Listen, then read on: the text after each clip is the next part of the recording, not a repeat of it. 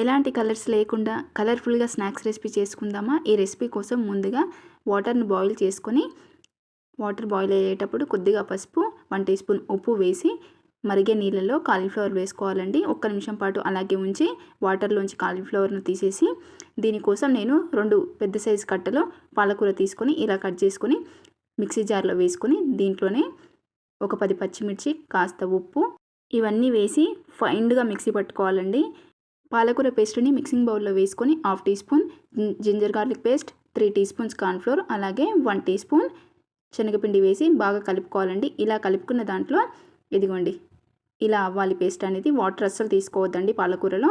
ఇదిగోండి కాలీఫ్లవర్ వేసి ఇలా ఒకసారి కలిపి ఆయిల్లో ఫ్రై చేసుకుంటే పాలకూర 65 రెడీ అయిపోయినట్టే అండి. దీనికి ఏ పేరైనా పెట్టుకోవచ్చు. చాలా బాగుంటుంది. హెల్త్కి కూడా చాలా మంచిది కదండి. పాలకూరలో ఐరన్ ఉంటుంది, ఫైబర్ ఉంటుంది. ఈ రెసిపీ మీకు నచ్చితే లైక్ చేయండి, షేర్ చేయండి.